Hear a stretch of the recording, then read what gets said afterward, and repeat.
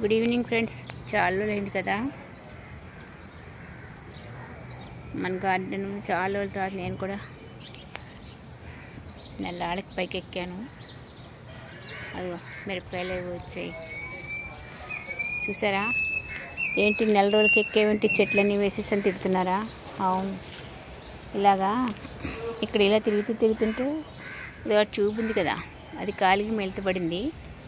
మెలితపడి ఇదిగో ఈ స్టాండ్ మీద పడ్డాను. పడితే టైల్ బోన్ ఉంటుంది కదా, లాస్ట్ది వెన్నెముక ఆఖరి బోన్, టైల్ బోన్కి దెబ్బ తగింది, క్రాక్ ఇచ్చింది. ఇస్తే నేను అసలు చేశాను, ఏం కాదులే అని పెయిన్ కిల్లర్స్ వేసేసుకుని శుభ్రంగాను తిరిగేస్తే అది 10-15 రోజులకి కూర్చోలేకపోతున్నాను, నుంచోలేకపోతున్నాను, పడుకోలేకపోతున్నాను. ఇంకా ఎంత నరకంగా ఉందో నేను చెప్పలేకపోతున్నాను. ఎందుకంటే లాభం లేదని చెప్పి పని అమ్మాయిని నీళ్ళు పోయమని చెప్పి నేను మా అమ్మాయి ఇంటికి వెళ్ళిపోయాను. అమీర్పేట ట్రీట్మెంట్ చేయించుకున్నాను. స్కాన్ చేస్తే మన టైల్ బోన్ ఉంది కదా ఆఖరిది, దానికి దెబ్బ తగిలిందట. దాని ఆపరేషన్లు అవి ఏం చేయడానికి లేదుట. ఓన్లీ బెడ్ రెస్ట్, అసలు కదలని వీల్లేదు, అదే విషయం. అందుకని బెడ్ రెస్ట్ తీసుకోమన్నారు, తీసుకుంటున్నాను. పాప అసలు కదలని లేదు, కూర్చొని లేదు. మంచం మించి అల్లుడు గారు అమ్మాయి అస్సలు కదలని వీల్లేదమ్మా ట్రీట్మెంట్ అయ్యే వరకు అని తిట్లు నన్ను. అసలు చెట్లు ఏమైపోతాయంటే అయిపోని చెట్లు ఏమైపోయినా సరే ఇంకా మాట్లాడేవంటే చెట్లన్నీ తీసుకెళ్ళి బయట తోటలు పడేస్తాను. నేను పిలిచినందుకు తలకొట్టి ఇచ్చేస్తాను, అంతేకాని నువ్వు కూల్గా మాట్లాడకుండా పడుకో అని తిట్టారు. సరే పాప దగ్గర ఒక 20 రోజులు రెస్ట్ తీసుకుని వచ్చాను. మొన్న వచ్చాను, నిన్న ఎక్కలేదు, ఈరోజు ఎక్కి చూశాను గార్డెన్లో. పాప అమ్మలేని పిల్లలు సవితల్లి చేతిలో అలా పెరుగుతున్నాయి. ఇగో సరిగ్గా నీళ్ళు పడట్లేనట్టుంది. దోస, వంకాయ రాగానే మటుకు తెల్ల వంకాయలు ఒక 2 కిలోలు వచ్చుంటాయి. కోసేసింది పాప, కోసి వంకాయ వంట చేసేసింది, కూర వండేసింది. వాళ్ళు వీడియోలు తీరు, వాళ్ళకి ఎందుకు ఇంట్రెస్ట్. నేను వెళ్ళే ముందే శుభ్రంగా వేప నూనె అది కొట్టుకున్నాను. మళ్ళీ నేను వచ్చేసరికి ఏమైనా మిల్లీ బగ్స్ ఏవి వస్తాయేమో అని. వారానికి ఒకసారి మటుకు ఖచ్చితంగా మిల్లీ బగ్స్ వస్తాయని వేప నూనె నీళ్ళల్లో కలిపి కొట్టేస్తానమ్మా. అందుకనే చూడు, ఎక్కడైనా చూడండి, ఎక్కడ కూడా మిల్లీ బగ్స్ కనపడవు మీకు. 99.99 ఉండవు.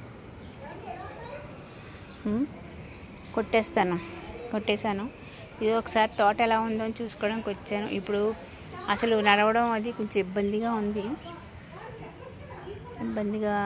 కొంచెం నడుస్తుంటే కలుక్కుమంటుంది. అందుకని మా ఆయన పైకి ఎక్కామంటే కాళ్ళు విరుస్తాను, తిట్టారు. ఇవాళ ఏమండి చాలా లేదండి అని బతిమాలుకుంటే వాళ్ళు పర్మిషన్ ఇచ్చారు ఒక్కసారి ఎక్కుతానంటే. ఇంకో ఎలా ఉన్నాయో చూస్తున్నాను. ఏమిటో చూస్తుంటే అసలు వేలు కూడా దిగట్లేదు, సరిగ్గా నీళ్లు పోసినట్లు లేరు పని వాళ్ళు. అదే బాధగా ఉంటుంది. ఇవన్నీ ఇలా వేలు పెట్టగానే దిగుతాయి. ఏమిటో బాధగా ఉంది. ఇవన్నీ ఏవో ఉన్నాయి కానీ నిలుస్తాయని నమ్మకం లేదు. ఎందుకంటే నేను పైకి వచ్చి చూసుకోలేను కదా, అందుకని మళ్ళీ ఒక నెల పాటు తోటకు అన్యాయం జరిగినట్టే. ఇదిగో నేను చెప్పేది ఏంటంటే, మీరు పైకి ఎక్కినప్పుడు ట్యూబ్లు అవి ఉంటాయి కదా, కాలికి తగులుతున్నాయి లేదు చూసుకోండి. ఒకసారి పడ్డారంటే నడ్డు తిరిగిందంటే ఇదిగో నా పరిస్థితి అవుతుంది, అర్థమైందా? చెప్పులు కూడా వేసుకోవద్దు. ఎందుకోసం అంటే ఇలా వాహన వచ్చినప్పుడు వాటర్ వస్తుంది కదా, చెప్పులు కూడా జారి కింద పడిపోయి, ఒకసారి చెప్పులు కూడా వేసుకుని జారి పడిపోయాను, అర్థమైందా? మీరు ఎవరు కూడా చెప్పులు వేసుకుని పైన తిరిగేయకండి. నీళ్లు కరెక్ట్గా డ్రైనేజీకి పోతున్నాయో చూసుకోండి, అయితే కరెక్ట్గా పోతాయి నీళ్ళు. అయితే మాకు చూసారు కదా, ఇదిగో వర్షం వచ్చింది, ఒక్క చుక్క ఆగదు చూసారా. తర్వాత డాబా కూడా ఖచ్చితంగా తుడుచుకోండి. నేను 2-3 చూశాను, అవి కొట్టండి, ఆ మందులు కొట్టండి, ఈ మందులు కొట్టండి, అది ఇది అని బాగానే చెప్తారు. కానీ ఇంట్లో ఇవి తయారు చేసుకుని వేయండి, అవి తయారు చేసుకుని వేయండి అంటారు. కానీ అసలు గార్డెన్ ఎలా ఉంది, ఇలా చూసుకోండి, అలా చూసుకోండి అని ఎవ్వరు చెప్పరు. గార్డెన్ బాగా నీట్గా శుభ్రంగా చూసుకోండి. ఇలాగా మనం 2 అడుగులు వేయడానికి ఉందా లేదా చూసుకోండి, పడిపోకుండా చూసుకోండి. స్టాండ్లో అలాంటివి ఏమైనా ఉంటుంది, ఇలా పక్కకు పెట్టుకోండి. కాళ్ళకి తగిలారంటే ఇదిగో నేను పడినట్టు పడిపోతారు, అర్థమైందా? జాగ్రత్తల కోసం ఫోన్ చేస్తున్నాను. మీరందరూ కూడా నాకు పిల్లలు లాంటి వాళ్ళే కదా, నాకు తగిలిన దెబ్బ అది ఎవరికి తగలకూడదు. ఎందుకంటే గార్డెన్ ఇంట్రెస్ట్ ఉన్న వాళ్ళం కొన్ని జాగ్రత్తలు తీసుకోవాలి, తప్పదు. ఏమంటారు? ఏవో కొన్ని కాయలు, బీరకాయ, పొట్లకాయ, ఏవో ఇదేం లేని కదా, ఒకటొకటి అలా అలా అలా అలా ఉన్నాయి. దగ్గరుండి చూసుకుంటే ఏమేనమ్మా నేను శుభ్రంగా పుల్ల పెరుగు, వారానికి ఒకసారి వేప నూనె, నీళ్ళలో వేప నూనె, షాంపూ కలిపేస్తాను. కలిపేసి వేసేస్తాను. దానికి పురుగులు రావు. ఈ పుల్ల పెరుగు మట్టుకు వేస్తానులే. పుల్ల పెరుగు ఆకులన్నీ ఒక బకెట్లో మగ్గబెట్టేసి దానిపైన మట్టేసేసి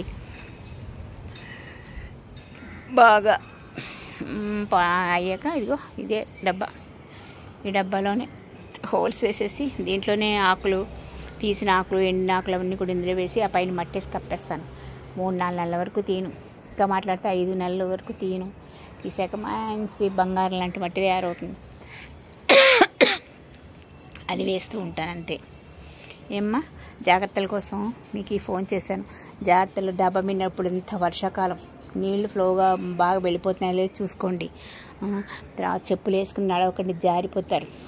ఓకేనా? ట్యూబులు అవి ఎప్పటికప్పుడు చుట్టేసుకోండి. ఇదిగో నేను చుట్టు పెట్టాను, చూపిస్తాను మీకు. ఒక్క నిమిషం. నేను ఇది ఆన్లైన్లో తెప్పించుకున్నాను. నాకు ఎడిటింగ్ చేయడం రాదమ్మా, అందుకని ఇంత లెంగ్త్. ఎడిటింగ్ వస్తే లెంగ్త్ పెట్టేదాన్ని. చూసారా నడక ఎంత చిన్నగా ఉందో? ఇదిగో ఇలాగ శుభ్రం ట్యూబ్ అంతా ఇలా చుట్టేసేసుకుని పక్కకు పెట్టుకోండి. కాళ్ళకి అడ్డం పెట్టుకోకండి, అడ్డం పెట్టుకుంటే పడిపోతారు. ఓకేనా? బాయ్ మా. మళ్ళీ ఇంకో వీడియోలో మళ్ళీ కలుస్తాను. ఓకే, ఒకసారి ప్రాణం ఒప్పుకు చూడడానికి వచ్చాను అంతే. బాయ్ రా.